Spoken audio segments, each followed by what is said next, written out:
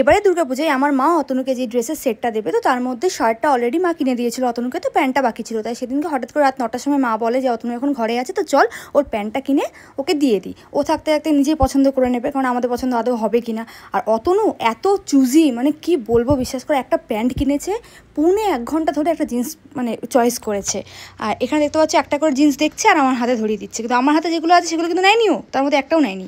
এখানে দেখো তোমরা গোনো শুধু যে কতগুলো প্যান্ট ও শুধু দেখেছে।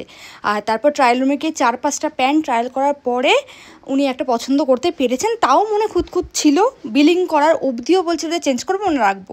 সে যাই হোক, দেখো 2-3টে প্যান্ট আপাতত তোমরা দেখলে ট্রায়াল করতে, বাকিগুলো আমি ক্লিপ নিইনি। তারপর এখান থেকে এই প্যান্টটা ও চয়েস করেছিল, যেটা মা ওকে গিফট করলো পুজোতে। তো এখান থেকে কিনে বেরোতে বেরোতে আমাদের প্রায় 11:15 বেজে গেছিলো। তো তখন ঘরে গিয়ে রান্না করাটা পসিবল নয়, তাই এখানে পাঁচমাথা মোড়ে একটা হোটেল আছে সুখদা বলে, তো ওখান থেকে আমরা রুটি, চানা মশলা এগুলো নিয়ে নিয়েছিলাম, ঘরের জন্য প্যাক করেছিলাম। আর একটু স্যালাড খেতে ইচ্ছা করছিলো, কারণ আমি এখন প্রতিদিনই স্যালাড খাই দুপুরে আর রাতে।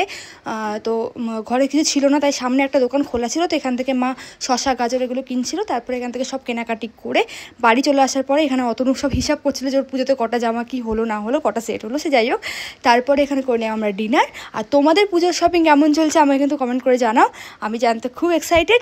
আর আমার ভিডিওগুলো তোমাদের কেমন লাগছে জানতে কিন্তু একদম